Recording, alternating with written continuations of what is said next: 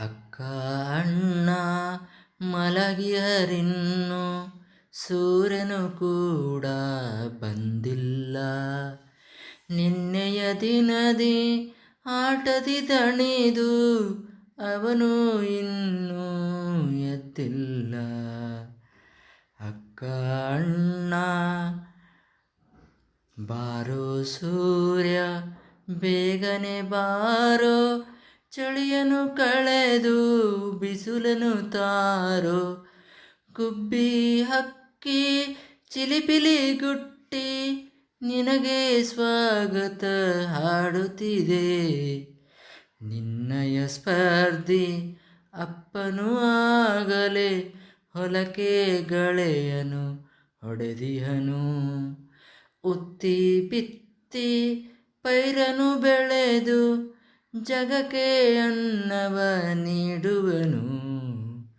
ಸೂರ್ಯನೇ ನೀನು ಬಂದರೆ ಬೇಗ, ಕಟ್ಟಿದ ಕರುವಿಗೂ ಮೊಲೆ ಹಾಲುಂಟು. ಅಮ್ಮನು ಕರೆದು ಎಡೆಯನು ಹಿಡಿದು ನನಗೂ ಹಾಲನ್ನು ಕುಡಿಸುವುದುಂಟು. ಬಾರೋ ಸೂರ್ಯ ಬೇಗನೆ ಬಾರೋ, ಜಗದ ಕಣ್ಣಾಗಿ ಬೆಳಕನು ತಾರೋ. ಬರೆದಿಯೇ ನೀನು ಉಳಿಯುವುದೇನು, ಜೀವರಾಶಿಯ ದೈವವೇ ನೀನು. ಬಾರೋ ಸೂರ್ಯ ಬೇಗನೆ ಬಾರೋ. ಪಾಠ 2 ಬಾ ಬೇಗ ಸೂರ್ಯ. ಲೇಖಕರು ಮನು ಬಳಿಗಾರ್.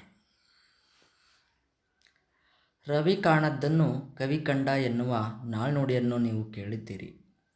ಅನೇಕ ಕವಿಗಳು ಸೂರ್ಯೋದಯದ ಸೊಬಗನ್ನು ನಾನಾ ರೀತಿಯಲ್ಲಿ ಬಣ್ಣಿಸಿದ್ದಾರೆ. ಸೂರ್ಯನ ಉದಯದಿಂದ ಜೀವಜಗತ್ತು ಬೆಳಗುತ್ತದೆ, ಹೂಗಳು ಅರಳುತ್ತವೆ, ಪಕ್ಷಿಗಳು ಗೂಡಿನಿಂದ ಹೊರಬಂದು ಚಿಲಿಪಿಲಿ ನಾದಗೈಯುತ್ತವೆ, ಪ್ರಾಣಿಗಳು ಚೆಲ್ಲಾಟವಾಡುತ್ತವೆ, ರೈತನು ಎತ್ತುಗಳ ಜೊತೆ ಹೊಲಕ್ಕೆ ದುಡಿಯಲು ಹೋಗುತ್ತಾನೆ, ಮಕ್ಕಳು ಎದ್ದು ಆಟವಾಡುತ್ತಾರೆ.